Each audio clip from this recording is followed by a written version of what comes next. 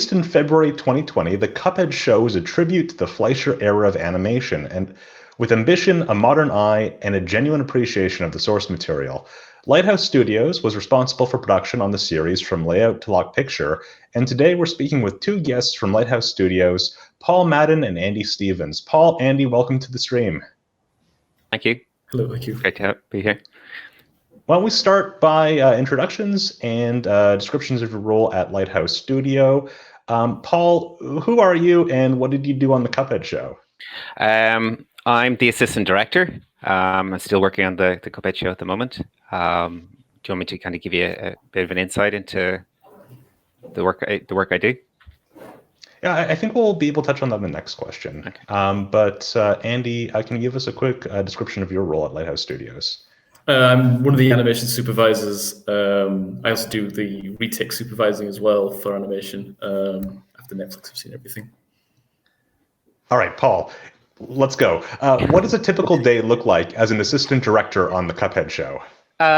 Typical day, I guess I would just kind of start it off in the morning, coffee, catching up on emails, and then checking in with each of the supervisors and the departments.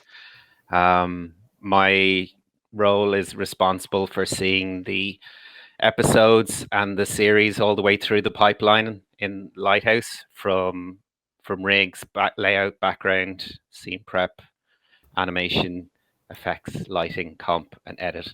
So it's each day is quite busy. No 2 days are alike. I think I would be usually dealing with several different issues across multiple episodes and different departments on a daily basis, and we'd all try and put our heads together and try and solve those problems. And then I would try and squeeze in some reviews of episodes and scenes that we might be delivering to Netflix that week. So it's they're quite busy, but it's exciting. And it's the difference of each of those days and working with people to kind of make the show look as best as I can, which kind of gets me excited about working on the Cuphead Show. Amazing. And Andy, what does a typical day look like as an animation supervisor on a production like the Cuphead Show? Being an animation supervisor for Cuphead Show is mostly just kind of working with all the animators and the leads and getting the shots, just looking exactly how Netflix want it. We do a lot of the shot allocation, so we allocate shots based on the animator's strengths and weaknesses, and then we kind of guide them based on kind of feedback that Netflix give us on achieving kind of like the idealized endpoint for that shot. So it's a lot of just like tracking through the storyboards and the style sheets and do's and don'ts and getting it all, cohesive and on style. And then just whenever we can, like pushing in and getting it even better. I also do the retake supervision, which is once Netflix have seen the first couple of passes of the animation, they usually send back notes. So it becomes a bit more of a laser focused. I have a smaller team for that, and we basically kind of have to do the notes, but then also while still kind of keeping this amazingly high standard that the first team has set. So it's a lot of fun. It's a lot of different things. And then sometimes in between it all, I get to animate a few shots as well. So for those of our viewers who might not be familiar with the series or the game, and in that case, I might have questions for those viewers who are watching this panel. How would you describe the Cuphead Show? It's kind of a love letter to animation in general. I think much like the game itself is it harkens back to the old 1930s style. The game itself is very much a love letter, and I think with the show, and I don't want to put words in kind of Netflix's mouth here because I'm sure they had their own intentions when writing and making the show, but just that everything about it feels not just a kind of a love letter to 1930s, but animation in general. Just the kind of the adventures that they go on, the energy of the show, how they all act around one another. There is people have watched the first part of probably already noticed that there is a little bit of an overarching thread, a little tiny one there so far. But the show really likes to just kind of throw our characters in little wacky situations and just see how they get out of it, with a lot of kind of running around and screaming and all of that kind of wacky stuff that I think not just the 1930s shows, but just shows in general have always had. And as the series goes on, I think people are going to see things in the show that kind of will remind them of shows that they watched when they were younger, regardless of the time period. I've already had a lot of people say to me like, "Oh, this is what I remember cartoons being like," and I think that's kind of a nice thing that this kind of has going for it. I don't think there's not other shows doing this at the moment. Of course there is, but just between, I guess, kind of what in essence those early 1930s shows were, which were not shows, but there were short films. It was very much kind of we've got this medium that we've sort of discovered, and we're kind of just having fun with it. It's very performative. It's more kind of like it's more kind of like a stage play than even live action is these days. So the Cuphead Show embraces that like throughout quite wonderfully. For sure. Paul, I wonder if there's anything that you wanted to add to that. How would you describe the Cuphead Show to someone who has no idea what Cuphead is about? I think Andy covered it quite well there, but I think it's good to also focus on that the central characters of Cuphead and Mugman. There's a really strong kind of like brotherly bond that develops throughout the series. And I think there's a lot of depth to those two characters that you'll see. You can kind of see it in the first batch of episodes that are on Netflix at the moment. There, how Mugman kind of develops as a character in Cuphead, and in some episodes they kind of flip their characteristics on the head. Cuphead is normally the more impetuous, eager to get into any sort of danger, just to have an adventure. He's easily bored, and then Mugman is the more kind of hesitant, wary brother who always has to kind of like second guess everything and almost kind of dig Cuphead out of the trouble.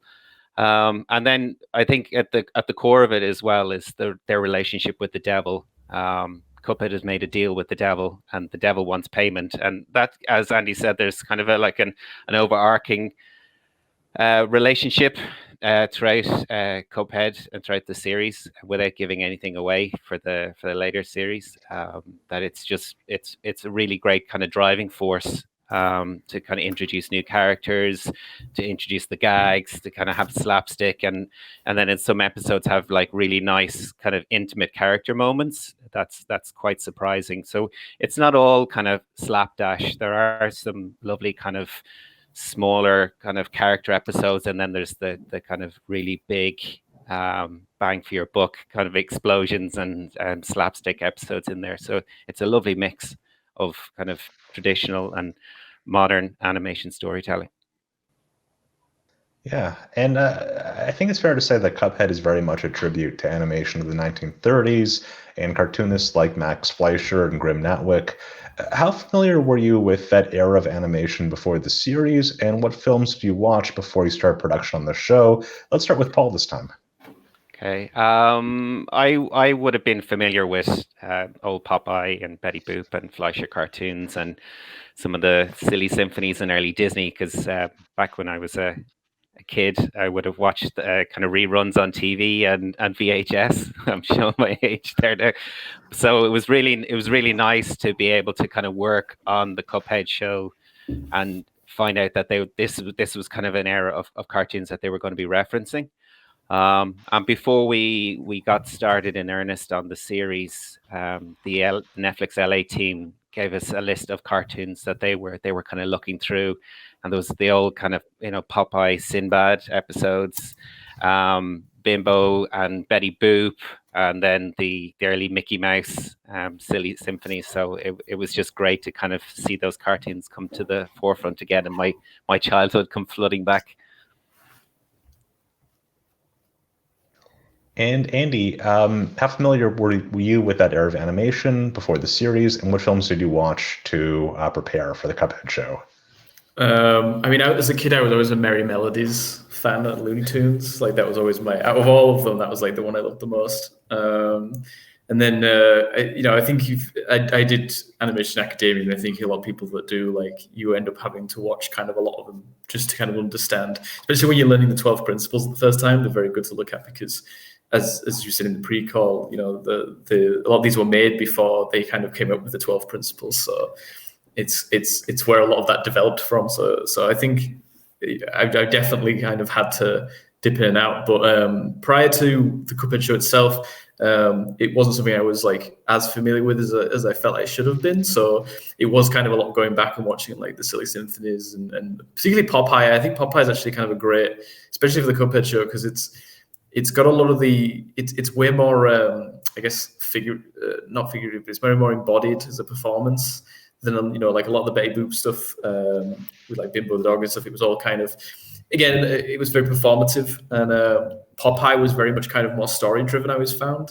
And when we started on the Cuphead show, and we could see how story driven it was. It kind of made it a really good jumping off point for me, at least, just to kind of watch a lot of that and see how they kind of get all these visual gags in whilst trying to tell a story. Because obviously, that's the thing with the Cuphead show, is that ultimately, like, it's lent more on storytelling than something that you would see as generally more performative. But we have a lot of skeleton dance, and we got a lot of the old Silly Symphony stuff in there. So we watched a lot of it.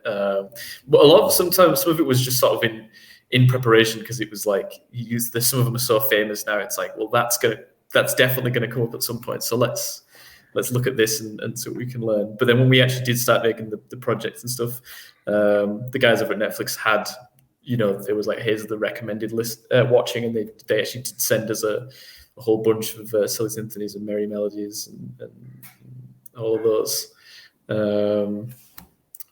just to kind of get us started. It was fun. Good excuse to watch cartoons. For sure, and it's really encouraging that the team at Netflix was also thinking about that era of animation. And we were discussing a little bit earlier that the techniques used in those areas of animation were a little bit different than the 12 principles and techniques that were used in more modern productions. So what would you say were the biggest technical challenges you faced when creating homages to the Fleischer era of animation, and how did you approach those challenges? We'll start with Andy. I think kind of the biggest challenge is getting, because as people might be aware, we used Toon Boom rigs for the show, and obviously one of the biggest things is trying to get a very fluid traditional type movement, because the old 930 stuff, everything was constantly kind of alive and kept moving, and I think a lot of it was obviously, as I said, it was performative. So it was kind of, we're not telling a story in this particular moment, so we have to keep everything exciting and energetic. And while it's not necessarily the case with Cuphead Show through and through, there is a level of energy that we have to sort of maintain, as the characters are running around and screaming or talking, and even in those moments where we do kind of the King Dice episode where we have the Cab Calloway dance, it's to get the rigs to flow in a way that feels traditional and has this energy and also bounces, but then also within the constraints of the television pipeline, because when they made these older films, they weren't made in a sense as like television shows. They were made. They did make them quite quickly. If you look at the list of how frequent they would bring them out, but they were short films in a sense. They would feature before a feature, or they'd be on next to the news or something in a picture house. So it's kind of trying to, I guess, in a sense, make all this work efficiently. We also have the thing where we're so used to the 12 principles now that sometimes when you do a shot, I'm trying to think of one off the top of my head, but I can't at the moment, where it's kind of, you have to let go of the idea of the 12 principles, because they might not have applied that when they did it 70, 80 years ago. Yeah, I mean, it's also fascinating too, just thinking about the delivery of animation back then, where people were going into movie theaters to watch the news. Very, very different environment, and now when you can just watch TV on demand. So, Paul, I wanted to ask, in your opinion, what were some of the things that you did to approach the challenges associated with adapting and creating homages to the Fleischer era of animation in the Cuphead show? I think Andy touched on it there, was like trying to capture some of the rhythms. I mean, the old 30s cartoons and the Fleischer cartoons, they're very musical, as he said, that the characters are always kind of moving. Each character kind of has their own rhythm, and I think Netflix kind of wanted that with some of the key recurring characters, like King Dice moves and acts and dances in different ways than, say, the Devil would, or Cuphead and Mugman. And it was trying to kind of make sure that we stayed true to not only what Netflix wanted for those characters, but that we were also kind of doing a proper nod to, as Andy said, there's obviously some scenes where the principles go out the window, and you just really need to just let the acting fly and just disregard any of the logic there. It just has to be in that moment. And I think for the technical challenges for us were mainly in the rigs, because we were asking the riggers to do something that, we're really pushing Harmony to its limits and the rigs to their limits, because they had to kind of stay kind of light and versatile for the animators to work with, in obviously to get the production done on time. But at the same time, there has to be a certain degree of complexity in it to afford the animation to kind of push the character as far as they can go. And then they can go obviously beyond that by drawing in the poses, as Andy said, and then moving into sort of traditional animation. Another fairly big technical issue for us was lighting on the show. We had to kind of come up with a bespoke technique in order to kind of produce the kind of the quality and the complexity of the lighting. Like the Devil character has 2 rim lights on him, which is highly unusual. But again, it's kind of referencing some of those kind of Devil characters in the old cartoons. And we had to kind of work with our lighting and FX supervisor kind of worked out a system with the riggers and the comm team to kind of make sure that we could get that efficiently and smoothly in as possible, but that wouldn't impact the animation, wouldn't make the rig unbearably difficult for the animators or the riggers to work with, and then at the same time wouldn't leave a mountain to climb for the lighting artists who had to kind of draw it in, the lighting on the characters frame by frame. Actually, another point you about touching on then was like in the old 1930s, they couldn't use reuse. Everything had to be, new in every shot. And that was one of the things that kind of Netflix requested of us very early on is, we want to make things feel unique every time we see it. So you will see like similar things happening again. And I think there is the occasional 1 or 2 pieces of reuse, because, if things have to be exactly the same, then they have to be exactly the same. But you'll see a lot of stuff where things are similar, like how a character's walking but we've had to redo it because if, in the 1930s, they wouldn't have been able to necessarily just lift a character out of a scene and place it. Sometimes maybe they could. It's also something I've actually looked into too much, to be honest. Is because I guess you could do it with the cells, lift them up and place them in a different scene. But yeah, so that was itself as a challenge, was trying to do things in a consistent way where it's like, yeah, this feels like something that King Dice would do, or this feels like something that Cuphead would do, but it's different and it's new and it doesn't feel exactly the same. Yeah, I think that's a good segue into the next question. Paul, how would you describe the animation techniques Lighthouse Studios used on the series?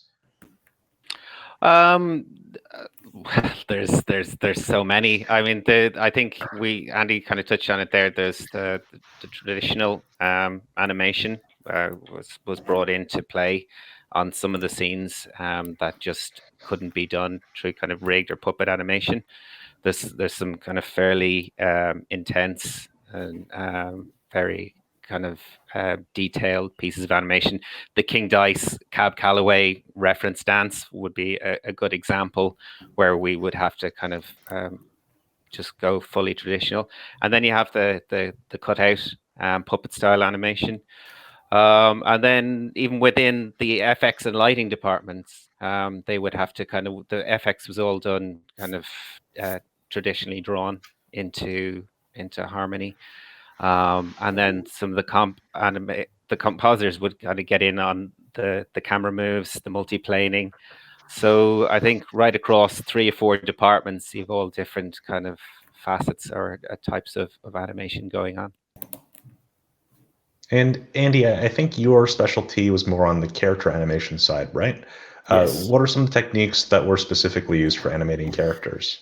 As a starting point, we usually got depending on the complexity of it, we would start with getting the animators just to do some roughs. And when people think of this, I've seen a few people online suggesting this, that we kind of did a full traditional rough pass and then we traced with the rig. But it's way more pulled back than that. These roughs are mostly just to get like kind of a sense of the line of action and the angles. And then obviously Netflix also supplied special poses that we didn't have a special pose for every shot, but you know, we had quite a lot of them. And then you also have you know, the boards are very, very well done on the Cuphead Show. There's a lot to be taken from them. And so you would, as a starting point, you would focus on really just some really good drawings.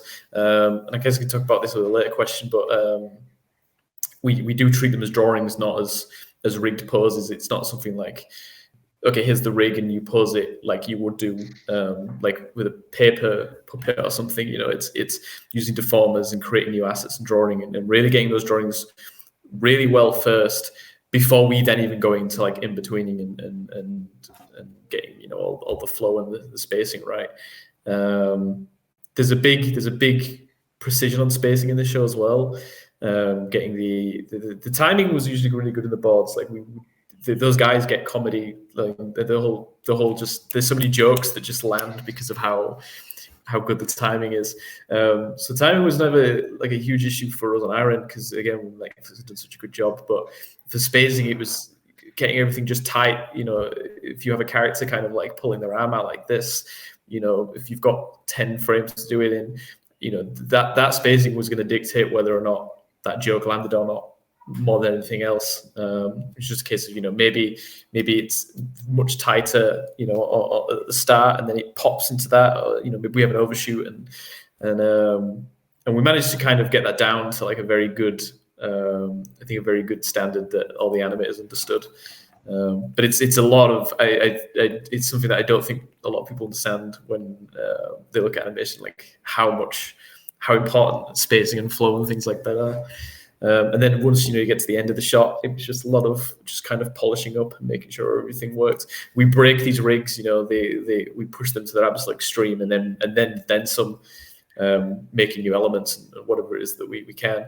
So when you get to the end of the shot, there's usually some patchwork that needs doing just to clean it up, because, you know, maybe something's exploded outside of Mugman's head because we've squashed a deformer so much or whatever. But it's fun. It's very fun. It's been a very fun show to kind of really push super solid and energetic animation out of quintessentially cartoony. Yeah. There's not a lot of natural acting in this. It's all expressive and fun. I mean, that sounds really rewarding as an animator. I wanted to ask too, you mentioned the special poses that you got from Netflix. Do you want to just briefly cover what special poses are? Yeah, so in the boards, they might be like a particular bit where the characters, you know, go off model. I don't like to say the word go off model. I've seen it online, people use go off model, but it still follows like a very constrained kind of, you know, the volumes or if it is pushed, it's pushed with an expression in an angle in a way that, like, you know, there is still some logic and rule going on, I suppose, to some degree.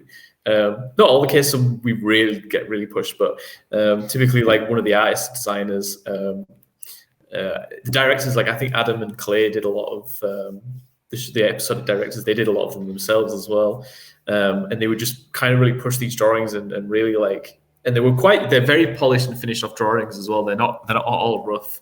And then they would kind of be our starting points, so that when you're kind of working around the shot, it might be like a shot where, you know, Cuphead is like really angry and his head's all stretched up and his eyes are really furrowed and his arms are shaking. And obviously, like, you know, we have this one drawing for this one pose, and you get it in there, but it's like, you can't just have him holding this pose. You know, what happens when he goes into another pose and that. So we would then use them as a starting point and as a basis for, you know, you inspire the rest of it. So, for example, they might have drawn the mouth in a particular way. So then we would create kind of like a mouth chart based off of this special pose mouth for the, you know, the other shapes and things like that. So they were very much kind of they're very much one for one go in the show, but then they also kind of dictate everything else in the shot.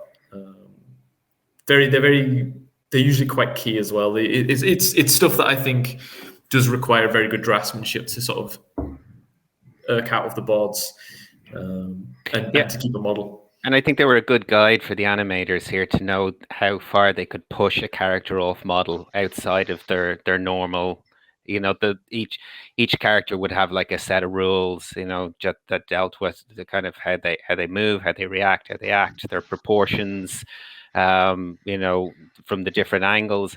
And I think when you're looking at these special poses for being these extreme moments in the scene, or a big moment in a scene, when the character could get either really happy or really angry, and if you're working within the normal rules for that particular character, the animator wouldn't be doing anything wrong. But I don't think Netflix would have felt that we were pushing them to the extreme of what they wanted to kind of really sell that scene. And I think if you see that special pose, that pose that you have to kind of aim towards hitting, everything you're kind of working back either side from that, and people know that it's okay to kind of just break the rules there and then to just kind of really sell that scene. I think it's fair to say that like Lighthouse Studios is one of the best studios when it comes to cutout animation or puppet animation, 2D rig animation, depending on what you want to call it. And I wanted to ask you, what are some common misconceptions that people outside of the animation industry might have about the work that goes into puppet or 2D rig animation? Andy? As I said earlier, I think as a starting point, a lot of people, I do think when they see how rigs work, especially when you see like tech demos for rigs, it starts off as kind of it's like a paper rig if I was to craft one, and with the pins and stuff and move it in, and as a starting point, yes, you can use them like that, but they're so much more complicated. And then when you see like someone, if you ever see someone doing like a rigged animation, it's suddenly very expressive and very wild and stuff. That's not the software doing that. That's them as a draftsman, as an animator, as a creative, like taking this tool. It's a tool. They're taking it and they're pushing it to its extreme. And I think one of the things that's kind of caused this as well is like a lot of people, Flash animation. It's like Flash and it's tweeny, and yes, those types of shows do exist. We're kind of lucky at Lighthouse that we get to work on shows that offer a little bit more time, because it comes down to how much time you have. And on the Cuphead Show, I don't know if I'm going to say how long we spend on an episode, but I think people will be surprised by how quick we actually do get through these episodes. But as I say, we're kind of blessed that we do have this opportunity to be creative, be artists, be draftsmen, and take these rigs that are tools and use them more than just rotating joints and turning things. And I do think as well, like it's a bit like 3D, and obviously the rigs don't work like 3D rigs. They are flat rigs. You can't just grab them and turn. It doesn't work like that. If it's a different angle, it's a different. The things have been warped. There's a different drawing, but like as again with 3D as a tool, and we've saw this thing with 3D over the last 2 or 3 decades, where we're starting to get very good 3D that emulates 2D, but we get very good 3D. I don't think the peak of 3D animation needs to look like 2D. I think 3D itself can be self-embraced, and topical. The new Avatar trailer came out, and it visually looks quite stunning for 3D. For 3D, most 3D animation does. But even in Kanto, it's a very 3D looking film, but it looks amazing. And Toon Boom and rigged puppet animation is, it's no different. It's kind of a new tool. We're developing it. There's a lot of great shows that are done by other studios. It's not just Lighthouse, that are done in rigged, and people, might not know that. And even again with Cuphead Show, they might not know that. Like every scene in Cuphead is a rig. Even if we've gone very heavy on the traditional, that final pass that you see in the shot, like the Cab Calloway dance, for instance, even when his legs spin around each other, that's still a rig. And we've managed to pull it off because it is just a tool at the end of the day, and you can do anything with a tool. And, as a studio, we've gotten very good at pushing this tool to its extreme, and hopefully we'll continue to go even further with it and see what to do next. And I guess as a final point, because I'll let Paul add into this as well, is that it really does speed up the pipeline. We do a bit rough first, but as my old drawing instructor used to always tell me, we draw with his eyes, not with his hands. So that draftsman UI, you'll be able to pose a rig, and even if you're not roughing it, you'll be able to pose a rig away and look at it and go, yeah, this looks good. And then once you've got the animation to the point where you're happy, you can use tweening. Tweening is not a bad thing. It's the best shows use as a starting point, not as a final product, but tweening is still good. It saves time. But when you get to the end of the animation, you're happy with it. You've also done your cleanup. You've also done your coloring. It's good to go. You've cut out other departments. And I know there is some. I know there is some nice. I'm not going to say like we should never go back to traditional. I agree that like some of the stuff with traditional looks really nice. The imperfections, the accidental stuff, the drop shadow, but a lot of that is accidental. I think people don't realize, but it's time consuming to get that accident. And I think with digital animation, it's always been a problem that I think people don't like how clean it is, but some people don't mind how clean it is, and it can be a style. Being clean is a style, and we are getting to a point as well now where you can emulate the imperfections, which we've done in Cuphead with the drop shadows, for instance. Putting little text things, all the backgrounds, they're amazingly painted. It's all digital, so it's just as I guess technology gets better, like you are going to get to the point where you're not going to notice rigged puppet animation as rigged puppet animation anymore. Even if you spot it now. Yeah, I think it's also an interesting point too, that like a lot of people will see the style of a production and associate that with certain techniques, even though that might lead people astray sometimes. Mm-hmm. Paul, do you have anything to add in terms of what are some common misconceptions that people outside the industry might have about the work that goes into 2D rigged animation? Yeah, I think Andy covered a lot of it there, but I think it kind of touched on the idea that I think some people think it's cheap. I think some people think that there isn't as much time and effort and work invested in it as, say, traditional animation. I mean, traditional animation is kind of held aloft on this pedestal to say, like, that's the benchmark to aim for. If you're not painstakingly hand drawing frame by frame, pencil on paper, and then scanning it in, then you haven't done the job properly. I think it's like Harmony is a tool that's there for the animators to kind of, and for all the other departments to kind of give them more time to invest in the animation, the acting, the story, the characters.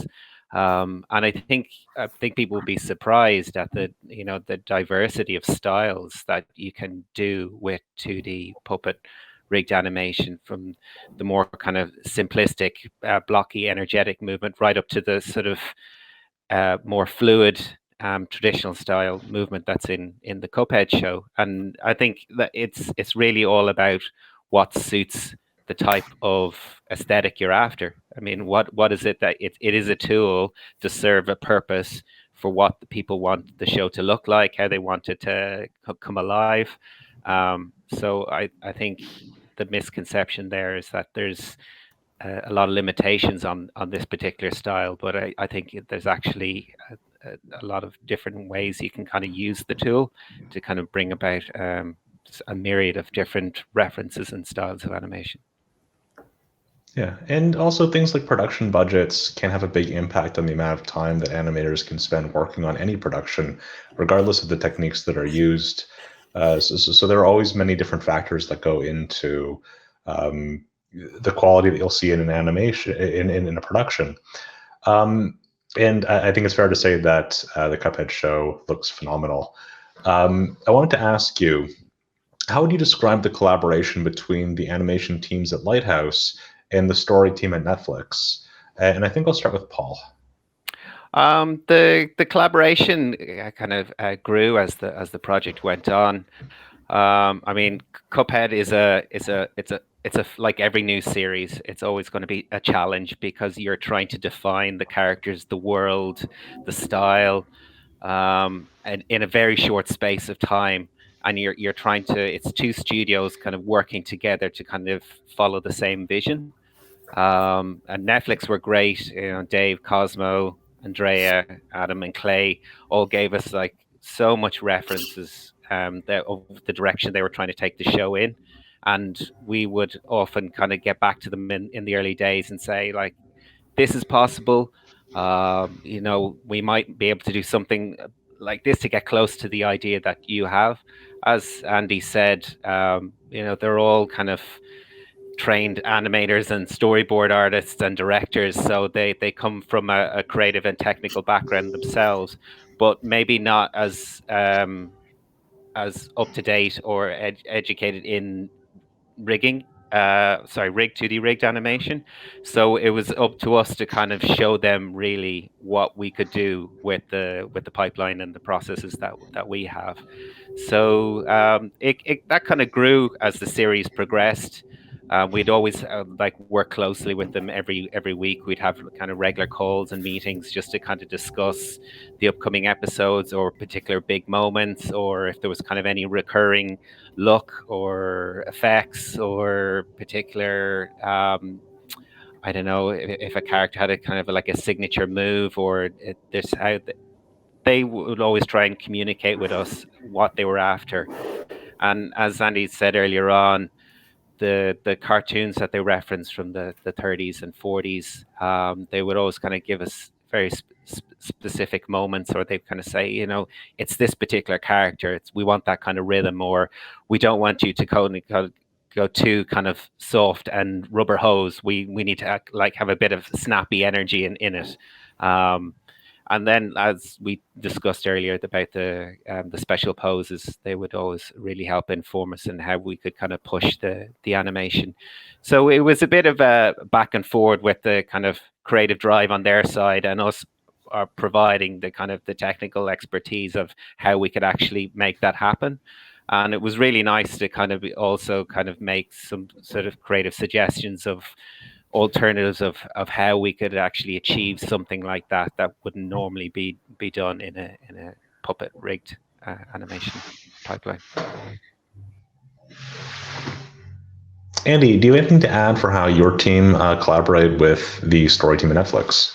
Yeah, I think the first thing, like, which was always great, was just in the launch calls. Dave is very passionate about making cartoons in the show. You get quite animated himself when kind of going for the storyboard. And I always think, you know, when someone making a show really loves making the show, it has a knock-on effect. Because then I think Paolo, who was the animation director on our side, would see Dave doing this. He would then also get quite animated about the show, and then he'd talk to like myself and the other animation supervisors about it. And then, you know, I think it trickles down. And it's really good. And it kind of just makes the job more fun. I think also like Adam put together one of the episode directors, Do's and Don'ts, and I think he posted about it on Twitter. And it's a tome. It's not a lie. It's over 1,000 pages long, and it's just any little hope. I hope one day, like once the show's out, like they let him actually like publish it. Because there's an understatement about how much hard work he actually put into that, and it was, you know, for our benefit that did it. So very grateful. And then I think sorry, it's just started raining here all of a sudden. And then I think the last thing as well is the animation director for the retake side over at Netflix. This guy called Mitch, and he does very, very wonderful like explanations of his notes. So when he's sending stuff back for us to like fix up or change or whatever, he's very, very good at kind of like explaining in a way, like a one image way that you can then kind of just take that. And I had a folder called the Best of Mitch, which was just when he resent a note that also had like a very good explanation, it was just, okay, that's going in that folder.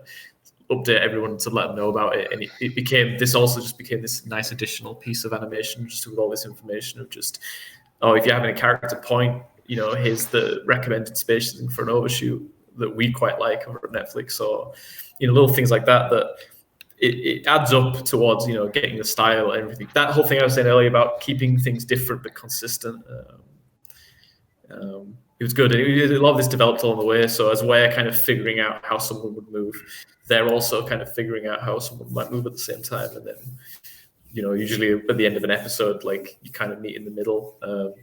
I actually can't wait for the next batch of episodes to drop because there's some absolutely amazing characters and performances in those that were kind of like the byproduct of figuring a lot of this stuff out between, Adam's do's and don'ts and Mitch's notes and things that Dave and Clay and Cosmo would send, and Andrea, and very grateful. They helped the blueprint the show basically, and then we just had to put it together, I suppose. Yeah, I think those launch calls were really important, because I mean you could look that notes and feedback was only kind of given in text or in documents, but I think it was really important for both sides to be on those calls. And as Annie was saying, like, Dave has so much energy about it. He's just really into the episodes, and it's that energy that kind of comes across, and you can kind of see it when it clicks on both sides, that everybody knows what direction to go with. And likewise, Andrea, the art director, she would have done design launch calls for the aesthetic, for the environment that they're in, also for the effects and maybe any of the props, basically just kind of building up the world around the character animation.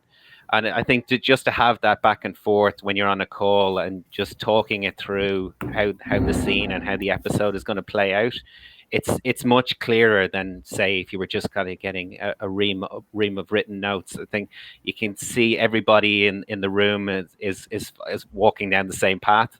I'm sure that's kind of a relief for the directors. It's like, okay, I'm happy that I've got the message across, that we're all going. And then, as Andy said, it was great having Mitch, the animation retakes director, on calls when the following takes went through, so we could kind of chat through something and just get a better handle on how that would inform, if it was a particular recurring point with a character or a recurring piece of animation that might kind of come up throughout the series. We would kind of get on top of that, and that would feed back through the animation director and the supervisors to the crew, so that we would be able to kind of develop that for the characters. And the do's and don'ts list was immense. It was it really is like a kind of a character animation Bible. So that was great. I think it's just lovely having those meetings to just kind of keep the energy levels going, the motivation, and just that everybody's as excited about making the show as they are. Andy, I wanted to ask you, which character do you feel was the most interesting or maybe challenging for your team to work with, and why? Probably the devil, actually. He's and you'll see this more as more episodes come out, but he's the most kind of like expressive character, because he can go from being like, haha, I've got a plan, I'm going to catch that cup, to then suddenly just on fire, like yelling at the top of his lungs. And I think you can tell like they had fun writing him, because like as the show goes on, like that switch on him just becomes more and more like instant. And he's got all like the little hairs on himself as well. And we had to be very conscious, because he's a character that's always special lit. So you had to make sure that, just from a technical point of view, you were being very courteous to the special lighting team, that when they were going in, they weren't going to find weird problems in the rig, like the animators have done something on the wrong layer, or they've created new elements to fix something. So yeah, just in terms of just performance wise and just technically, yeah, it's just quite difficult. But I also think he was, for a lot of people, he was the most fun to animate. I think people were always asking for devil shots. And then, because the cups, the boys, like they had actually really nice to use rig, and they're kind of little stocky lads, and they're quite 3-dimensional as well. So they do get quite expressive, but once you've animated them for a bit, it becomes very easy to. But no two devil shots are the same. Like he's always changing his expressions and his mood, and yeah, really... I'd have to agree with Andy there. I think like, as a recurring character, the devil is, because he's so theatrical.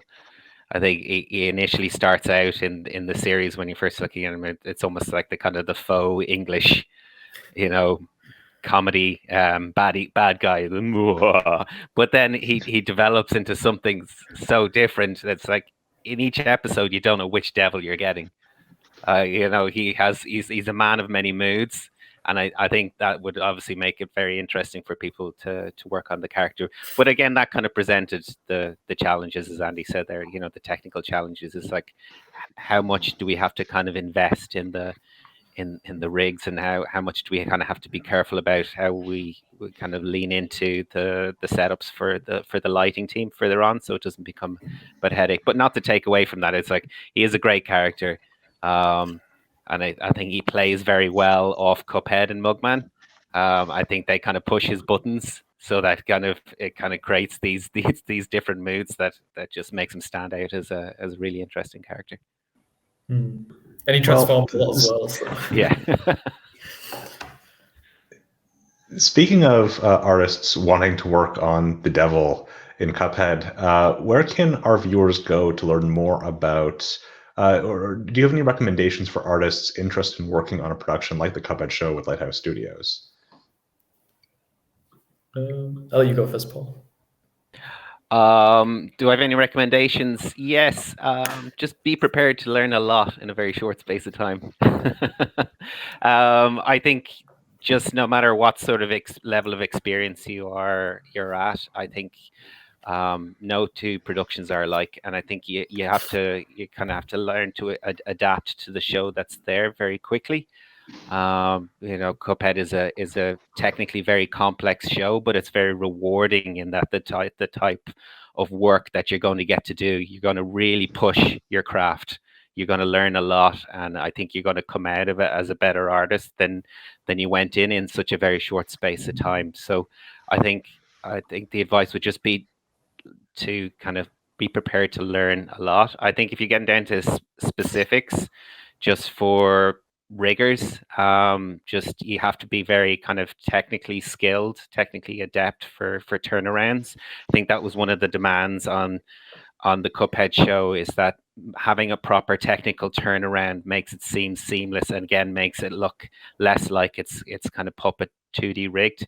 But at the same time, you also have to be able to show some design knowledge. You know, you have to be able to kind of know to work beyond having a reference for every single angle and every single position that something might be in. You have to be able to kind of think beyond that and know what's on the other side of that object. Or for animators, I think, like Andy will obviously kind of talk more to that, but I think having strong traditional skills as well as a good understanding of cutout, it's a good mix, because again, we kind of delved into both. It wasn't just always one path. I think you become a jack of all trades, or jack of all animation techniques on a show like the Cuphead show. And teamwork, really good communication, and then just being prepared to come with a good suggestion. If there's a problem, don't come with just the problem, come with a suggestion. I think it's really important when you're working in a team on a production that's as intense as the Cuphead show, that it makes everybody's life easier if you say like, hey, I found a problem, but I think I have a solution. I think regardless of where you are within the team structure, it's always brilliant to hear ideas that people have to kind of help to make the show better. You know, I've seen so much talent arriving at Kilkenny in Ireland. Is it an exciting place to work right now? Yeah, I mean, we're doing Toon Boom, and then Kath and Selena are also doing Toon Boom at the moment. So it's if you're in this part of the world and you're looking for Toon Boom work, and you're good at Toon Boom, and you understand traditional as well, the projects are very exciting. You know, I don't know if we're allowed to talk about other projects for this call, but we've just done we've got a feature film that we worked on a feature film that's out this month, and it's really, really cool. That was what I was doing before this, and then obviously the Cat and Saloon, world famous. They recently brought out Wolf Walkers. That's traditional, but they're doing a lot more TV shows now that are going to be using Toon Boom.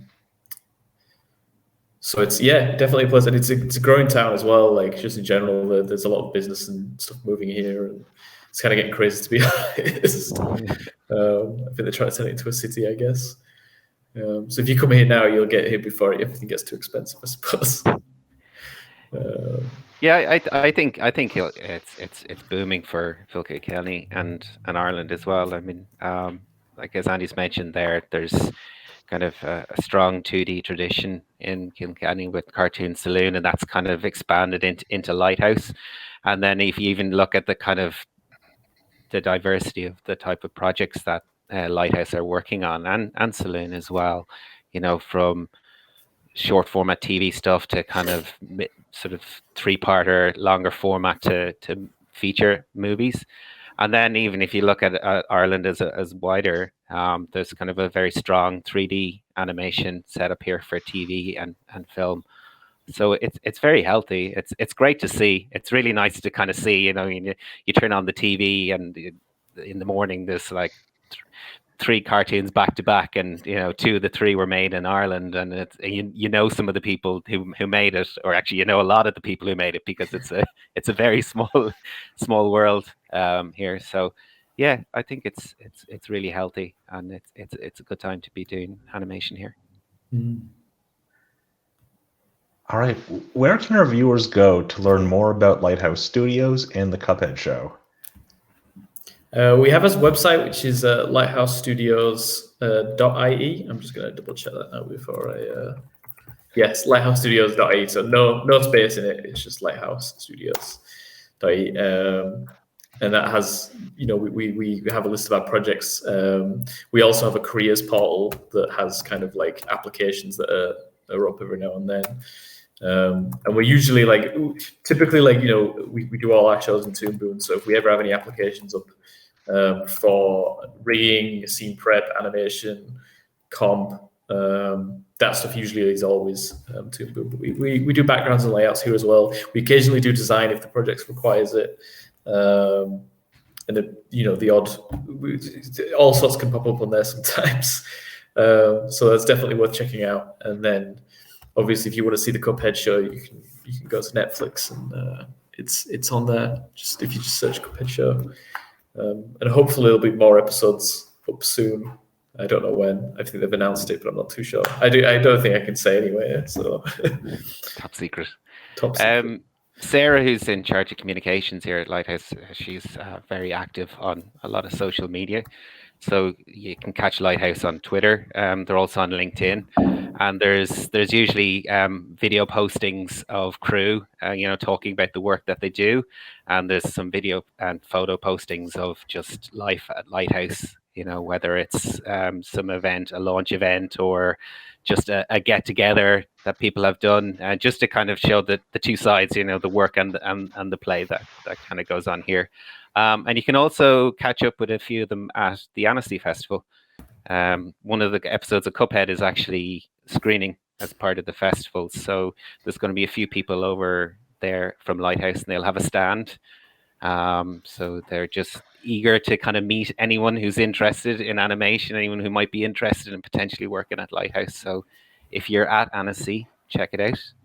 If you're not at Annecy, go onto Twitter, onto Insta, go onto LinkedIn, and connect with Lighthouse. We'd be happy to hear from you.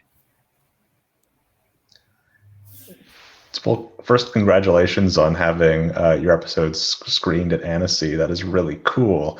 I also think it's great that Lighthouse is doing a lot to show some of the work that goes into these productions. As an audience member, it can be really easy to not see the work that goes into an animated production. And I just personally feel it's really important to understand all of the craft and labor and attention that goes into everything that people watch.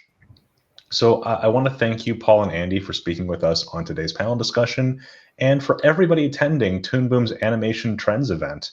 We have more talks and panels coming up, so be sure to visit our website at toonboom.com and tune in to the next panel.